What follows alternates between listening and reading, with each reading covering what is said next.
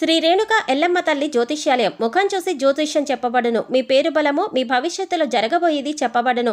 మీ కుటుంబ సమస్యలు, చదువు, ఉద్యోగం, మనశ్శాంతి, ఆరోగ్యం మరియు సకల సమస్యలకు పరిష్కారం చూపబడును. భయము, అనారోగ్య సమస్యలు, అనుమానము, చెడు పూజలకు కూడా పరిష్కారం చూపబడును. ఎటువంటి వ్యాధులకైనా మూలికా వైద్యం చేయబడును. స్త్రీ పురుష వశీకరణ 100% గ్యారంటీ.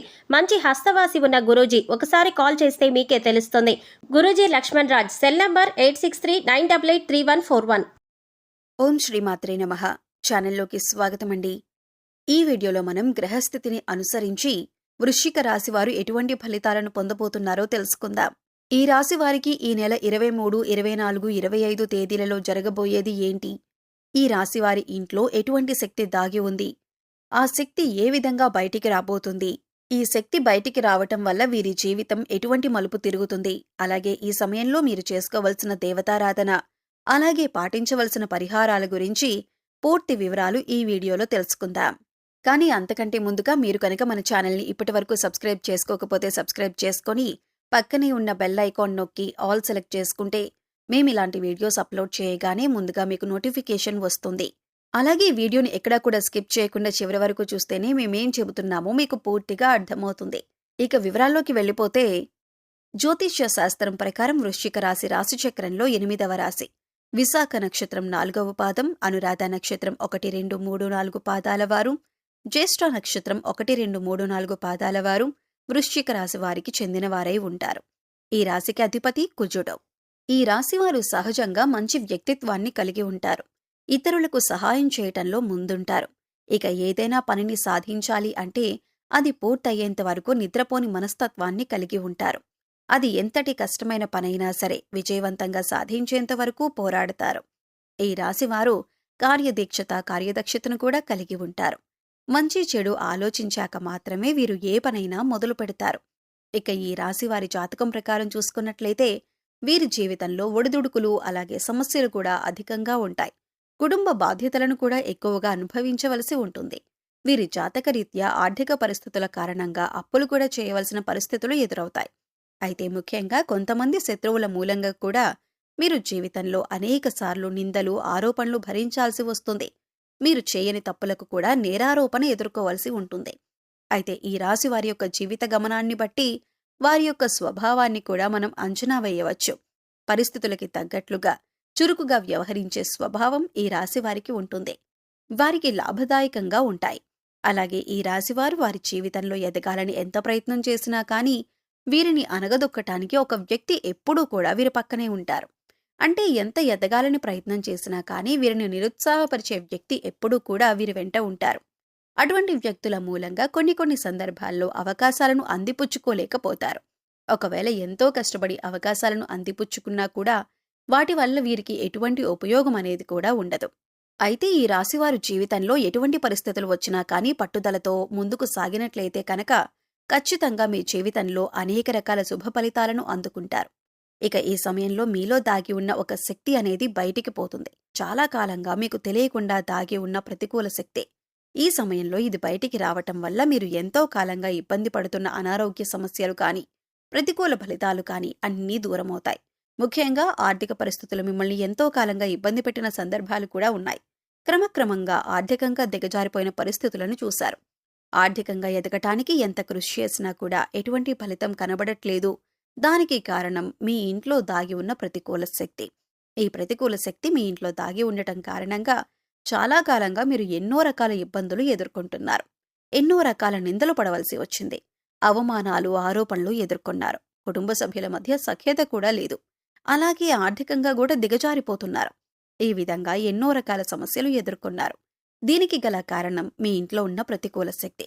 ప్రతికూల శక్తి అంటే నెగిటివ్ ఎనర్జీ. ఇది ఏ రకంగానైనా సరే మీ ఇంట్లోకి ప్రవేశించి ఉండవచ్చు.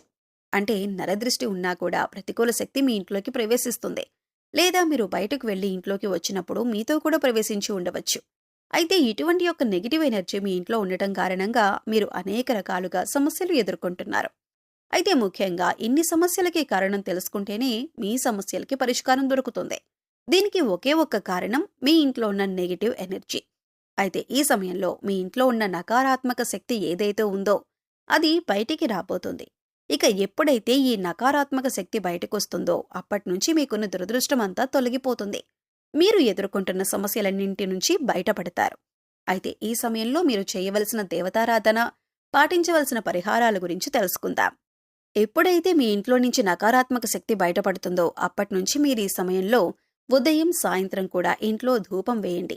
అలాగే ఒక మట్టి పాత్ర తీసుకొని అందులో రాళ్లుప్పు పైన వేసి, చిటికెడు పసుపు, చిటికెడు కుంకుమ వేసి, ఒక 10 నుంచి 15 మిరియాలను ఉప్పు పైన వేయండి.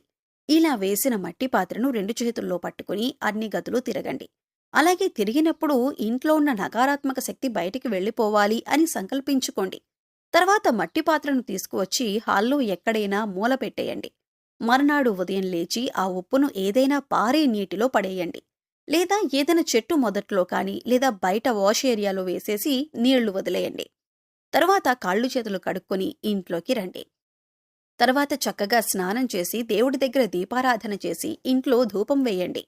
ఇక ఎప్పుడైతే ఈ విధమైన పరిహారం చేస్తారో అప్పుడు ఇంట్లో ఉండే నకారాత్మక శక్తి అంతా బయటికి వెళ్లిపోయి ఇంట్లోకి సకారాత్మక శక్తి అంటే దైవశక్తి ప్రవేశిస్తుంది. లక్ష్మీదేవి ప్రసన్నమవుతుంది. మీరు పడినటువంటి కష్టాలన్నీ కూడా దూరం చేసుకోవచ్చు. సకల శుభాలు చేకూరుతాయి. ఆర్థికంగా పురోగతి సాధిస్తారు. గతంలో మీరు ఏవైతే సమస్యలతో ఇబ్బంది పడ్డారో అటువంటి సమస్యలన్నింటికీ కూడా చక్కటి పరిష్కారం దొరుకుతుంది. సమస్యలు, కష్టాలు అన్నీ కూడా ఒక్కొక్కటిగా తీరిపోతాయి. గతంలో మీరు కోల్పోయిన ధనం, అవకాశాలు అన్నీ తిరిగి పొందుతారు. ఆర్థిక పురోగతి చూస్తారు. అలాగే ప్రతి శుక్రవారం లక్ష్మీదేవి ఆరాధన చేయండి. విశేషంగా కనకధార స్తోత్రాన్ని పఠించండి. శుక్రవారం లలితా సహస్రనామాలు చదువుకోండి. ఇలా చేయడం వల్ల మీ ఇంట్లో పాజిటివ్ ఎనర్జీ కనిపిస్తుంది. మీరు చేసే ప్రతి పని కూడా విజయవంతంగా పూర్తి చేస్తారు. తద్వారా ఆర్థిక పురోగతిని కూడా సాధిస్తారు. అలాగే ఎప్పుడైతే ఒక శక్తి బయటికి వెళ్లిపోతుందో అప్పుడు మీరు పెట్టిన పెట్టుబడికి రెట్టింపు లాభాలనేవి పొందుతారు. దీనివల్ల ఆర్థిక పురోగతి కూడా సాధిస్తారు. అలాగే ఉద్యోగానికి సంబంధించి మీకున్న ప్రతి సమస్యకి పరిష్కారం లభిస్తుంది. మీకున్న ప్రతి సమస్యకు కూడా సమాధానం దొరుకుతుంది. అనారోగ్య సమస్యల నుంచి బయటపడతారు. ఎప్పుడైతే నకారాత్మక శక్తి బయటికి వెళ్లిపోతుందో ఎంతో కాలంగా ఇబ్బంది పడుతున్నటువంటి అనారోగ్య సమస్యలన్నీ కూడా తగ్గుతాయి. ఇకపై మీరు ఏ పని చేస్తున్నా కూడా మీ ఇష్టదైవ నామస్మరణ చేస్తూ ఉండటం వలన మీకు దైవబలం కూడా పెరుగుతుంది. అంతేకాదు మీరు వంట చేస్తున్నా లేదా జర్నీ చేస్తున్నా అలాగే ఖాళీ సమయంలో కూడా మీరు మీ ఇష్ట దైవనామస్మరణ చేయటానికి ప్రయత్నించండి. ప్రతిరోజు ఇంట్లో దీపారాధన చేయండి. రోజుకొకసారి ధూపం వేయండి. అప్పుడు ఎటువంటి నకారాత్మక శక్తి ఇంట్లోకి ప్రవేశించదు. వీలైనంత వరకు దాన ధర్మాలు చేయండి. మూగ జీవాలకు, పశుపక్షాదులకు తాగటానికి నీరు, తినటానికి ఆహారాన్ని ఏర్పాటు చేయండి. సో చూశారు కదండి, ఈ నెల 23, 24, 25వ తేదీల్లో వృశ్చిక రాశి వారి జాతకరీత్యా ఎటువంటి ఫలితాలు పొందబోతున్నారు, అలాగే వీరింట్లో ఏ శక్తి దాగి ఉంది, ఆ శక్తి ఏ విధంగా బయటకొస్తుంది, ఇలా బయటికి రావటం వల్ల మీ జీవితం ఎటువంటి మలుపులు తిరగబోతుంది, అలాగే ఈ సమయంలో మీరు ఎటువంటి పరిహారం చేసుకోవటం వల్ల జీవితంలో ఉన్నతిని సాధిస్తారు అనే పూర్తి వివరాలను ఈ వీడియోలో మనం వివరంగా తెలుసుకున్నాం కదా. ఈ వీడియో మీకు నచ్చినట్లయితే లైక్ చేయండి.